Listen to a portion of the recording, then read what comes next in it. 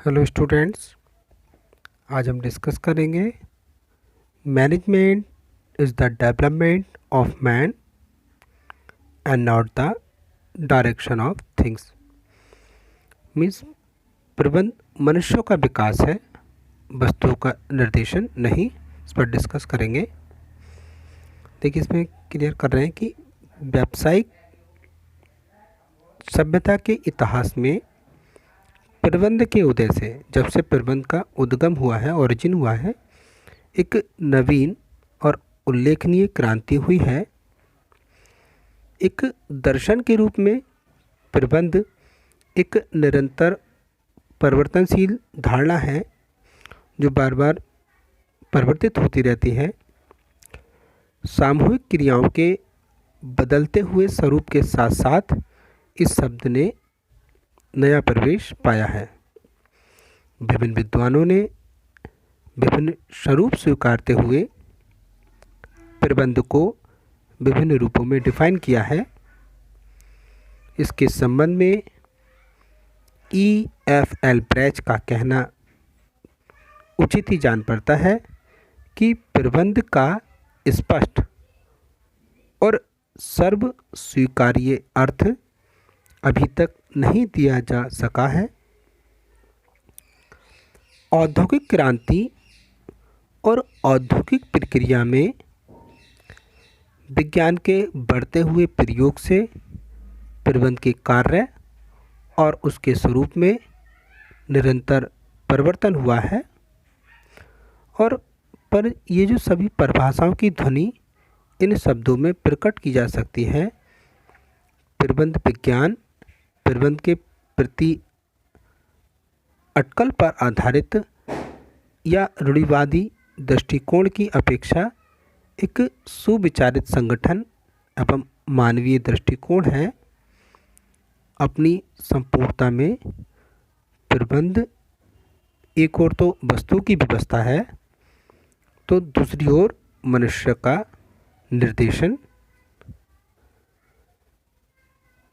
प्रबंध विज्ञान के विद्वान श्री एप्ले का कथन है कि प्रबंध वस्तु का निर्देशन नहीं बल्कि मनुष्य का विकास है। Management is the development of man and not the direction of things. Shri एप्ले के इस कथन के दो खंड हैं, तो पहले हम इसका अच्छे से विवेचन दो हेडिंग में करेंगे। तो पहले हेडिंग को हम अंडरस्टूड करेंगे, management is the development of people. प्रबंध व्यक्तियों का विकास है। तो यहाँ एप्ले का कथन है कि प्रबंध मनुष्यों का विकास है। प्रबंध के मानवीय पक्ष को प्रकट करता है। उत्पादन में भूमि और श्रम दो महत्वपूर्ण अवयव हैं, जिनमें भूमि जो होता है वो तो हमारी नॉन लिविंग है, निर्जीव है, और इसी भूमि को अन्य दृष्टि से मटेरियल कहकर पुकारा जाता है। श्रम उत्पादन का सक्रिय एवं सजीव साधन है और इसलिए प्रबंध की सफलता, सक्रियता, दक्षता केवल इस बात पर निर्भर है कि प्रबंध अपने संगठन में कार्य कर रहे कर्मचारियों से कैसे और किस प्रकार से मिनिमम कॉस्ट से मैक्सिमम प्रोडक्शन का लक्ष्य प्राप्त करता है। तो ये यूनिवर्सल ट्रुथ है कि मानवीय संसाधन संगठन की सबसे मूल्यवान संपत्ति हैं। उत्पादन में बेस्ट से best raw material, new plant and machinery और न्यू डेवलप्ड टेक्निक कोई परिणाम प्रस्तुत नहीं करेगी यदि श्रम का सहयोग ना लिया गया हो, क्योंकि कोई भी रॉ मटेरियल, कोई भी नई मशीन बिना श्रमिक के अधूरी है। इसलिए एप्ले ने प्रबंध की परिभाषाओं में मनुष्य के विकास पर बल दिया है। एप्ले के अलावा अन्य प्रबंध शास्त्री भी सेवी वर्गीय प्रशासन और कर्मचारी प्रबंध को ही प्रबंध का सार मानते हैं, क्योंकि कर्मचारी और प्रशासन दोनों ही मिलकर प्रबंध प्रक्रिया में भाग लेते हैं। इसलिए एप्ले ने प्रबंध की परिभाषा में मनुष्य के विकास पर बल दिया है। एप्ले के अलावा अन्य प्रबंध शास्त्री भी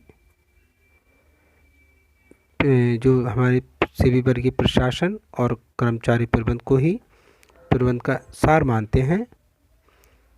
ओलिवर सेल्डन ने भी इसकी सार्थकता को स्वीकार किया है और उन्होंने कहा है कि प्रबंध मूलतः मनुष्यों का प्रबंध है और यदि प्रबंध अपने मनुष्यों की मनोभावना समझकर उसका विकास नहीं कर सकता तो प्रबंध के रूप में वह सफल नहीं है। इसी प्रकार एप्ले ने परिभाषा में ये तक कह दिया है कि कर्मचारी प्रबंध ही प्रबंध है। Planning, organisation, coordination, motivation, control, direction, तो हम इनके द्वारा मनुष्य को अधिकाधिक उत्पादन के लिए प्रेरित कर सकते हैं, जो किसी भी प्रबंध का मूल उद्देश्य होता है। अच्छे श्रम संबंधों का निर्माण प्रबंध का आदर्श है। अच्छे योग्य कर्मचारी की भर्ती कर उन्हें ट्रेनिंग देकर उनकी कार्यकुशलता से किसी भी कार्य को कराना प्रबंध होता है। मनुष्य उत्पादन का आदि और अंत दोनों है। वह प्रगति की आधारशिला है। वर्तमान और भविष्य की कोई भी टेक्निक, कोई भी सिस्टम, कोई भी प्रक्रिया बिना मनुष्य की हेल्प के नहीं चल सकती। इसलिए मानवीय समस्याओं के समाधान के बिना प्रबंध संगठन को सुचारू रूप से नहीं चला सकता।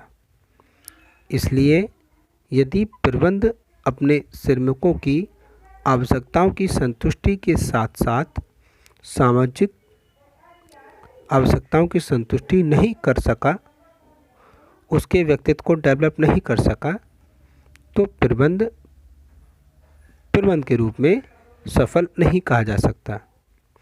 तो इस बारे में एक और वैज्ञानिक है मैकग्रेगर, उन्होंने कहा है कि यदि प्रबंध कार्यरत कर्मचारी को ऐसा इन्वायरमेंट, वातावरण प्रदान करता है जिससे वो अपनी पूरी कैपेसिटी और पूरी स्किल के साथ किसी भी कार्य पर लगा सके, तो उनके लिए कार्य उतना ही नेचुरल हो जाएगा जैसे कि एक खिलाड़ी के लिए खेल होता है या किसी थके हुए व्यक्ति के लिए विश्राम होता है।